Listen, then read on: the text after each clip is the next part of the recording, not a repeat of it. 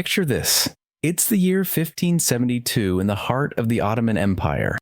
The sun is setting over the Bosphorus, casting eerie shadows across the narrow, cobbled streets of Istanbul. As the call to prayer echoes through the air, rumors begin to stir in the crowded bazaars and smoky coffee houses. Something isn't right. Bodies are being found with bite marks. Graves are being mysteriously unearthed. People are whispering one word in hushed tones that defy centuries of Islamic rationalism and scientific curiosity: vampire. Now you might think vampires are just a Western invention, a product of Transylvanian tales and Gothic novels, but surprise, surprise. Even the mighty Ottoman Empire, with its scholars, scientists, and mighty sultans, wasn't immune to a good old-fashioned panic. In fact, the 16th century saw one of the most peculiar waves of hysteria in Ottoman history. A vampire scare so powerful, it led to actual religious inquiries, graveyard patrols, and, believe it or not, witch hunts. Yep, you heard that right, witch hunts in the Ottoman Empire. But before we dig up the dirt, literally, don't forget to hit that like button, subscribe for more spine-chilling historical truths, and drop a comment telling us whether you believe in vampires. We promise not to judge. So what sparked this chaos?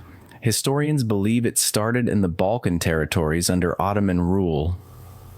Regions like Serbia, Bosnia, and parts of what is now Romania had strong local folklore about blood-drinking creatures of the night. And when you combine deeply rooted superstition with outbreaks of unexplained deaths, well, you get panic faster than you can say "karanlıkta kalmak." That's Turkish for left in the dark. And boy, were people ever. Imagine villagers discovering their recently buried loved ones with fresh blood around their mouths or limbs oddly twisted in unnatural positions. Doctors couldn't explain it. Religious authorities debated whether it was a jinn, a demonic spirit, or something even worse. And so, people began staking corpses, burning bodies, and pouring boiling water into graves. Sound familiar? One of the most famous Ottoman cases of vampirism occurred in 1578 in a village near what is now Kosovo. Locals reported seeing a man who had died weeks earlier walking near the edge of the forest at dusk. Children vanished. Livestock was found mutilated. Eventually, an imperial decree allowed religious scholars to inspect the body. When they opened the grave, legend has it the corpse looked fresh, as if asleep, not decomposed. Panic ensued. Now here's where it gets really weird. The ulama, the religious scholars, couldn't agree on what was happening. Some believed it was a punishment from God. Others suspected black magic, possibly imported from Europe. And a small group feared something worse, that Ottoman soil had been tainted by ancient pre-Islamic spirits, entities too evil to name. In some cases, alleged vampires were brought to trial. Yes, trials for the undead. Witnesses were called and testimonies were taken. One such record details a woman who claimed her husband, dead for 2 months, returned nightly to sit at the foot of her bed and weep. Her neighbors vouched for her mental clarity, and a local imam supported her claim. The court ordered an exhumation. The rest, as they say, is history. If you're enjoying this bizarre journey into Ottoman paranormal history, make sure you're subscribed and click the bell icon so you never miss another dark chapter. What's perhaps even more intriguing is how the vampire panic intersected with the concept of the kafir, or unbeliever. Some suggested that those who rose from the grave were being punished for apostasy or secret heresy. It was a theological puzzle, wrapped in folklore, dipped in fear, and all this in a society that prized order, scholarship, and empirical thinking. Oh, and let's not forget the whisper networks. Coffee houses in Istanbul were hotbeds of conspiracy and gossip. Much like Reddit threads today, these venues allowed people to share secondhand stories of glowing eyes, phantom visitors, and the sound of scratching beneath floorboards. Merchants from the Balkans carried tales of garlic-lined windows, and mothers sewing iron needles into their children's collars to protect them from nocturnal harm.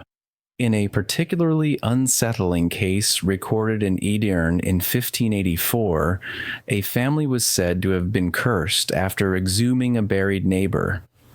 According to the tale, all 6 family members began showing signs of what modern medicine might interpret as rabies or another neurological illness. At the time, though, there was only one explanation: the vampire had cursed them. Now, I know what you're thinking. Weren't Ottomans supposed to be immune to such irrationality? After all, this was the empire of Sinan, of Suleiman the Magnificent, of advanced hospitals and medical knowledge. And you're right, sort of. But even the most enlightened societies can fall prey to collective fear. As the old saying goes, even the wise stumble when the lights go out. And in the 16th century, darkness was literal and metaphorical. Interestingly, some Ottoman thinkers tried to scientifically explain these phenomena. The renowned physician Sabuncuoğlu Şerefeddin, centuries earlier, had written about diseases that mimic death or cause hallucinations. Though he lived before the vampire panic, his works were revisited by scholars trying to rationalize the fear. They proposed that catalepsy, epilepsy, or even undiagnosed bacterial infections could cause symptoms that villagers might mistake for undeath. Still, logic didn't stop the panic. In the empire's southeastern territories, special prayer rituals began to be performed to ward off the evil eye and night spirits. Soldiers stationed in remote posts were given talismans, and some graveyards were guarded at night by janissaries. Yes, elite soldiers keeping watch over corpses. Let that image sink in. Hey, while you let that brew in your mind, how about brewing a cup of coffee and hitting that like button? History is always better with caffeine and a click. Another layer to this complex cultural episode was the role of women. Women were both accused of vampirism and celebrated as protectors. Midwives were often consulted during suspected vampire outbreaks. They would inspect the bodies and sometimes perform folk rituals to bind the dead. In a deeply patriarchal society, this temporary elevation of women as spiritual authorities was both fascinating and, of course, controversial. And here's a twist: the Ottoman vampire panic may have influenced neighboring regions. Some scholars argue that Balkan vampire legends, which later inspired Bram Stoker's Dracula, were shaped by Ottoman-era events. So next time you read about Dracula rising from his coffin, remember, he might owe his origin not just to Transylvania, but also to the haunted valleys of an empire that stretched 3 continents. By the early 17th century, the panic began to fade. Enlightenment ideas crept into the empire.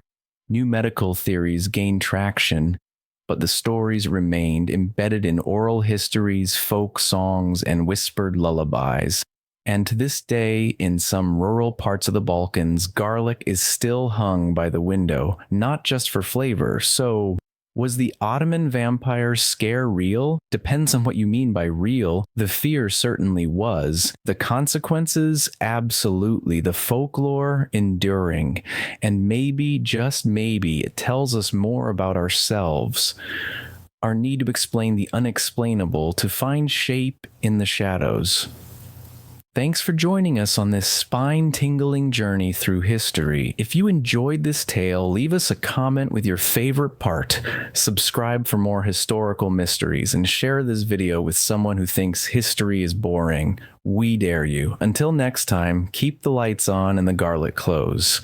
You never know what history might crawl back up.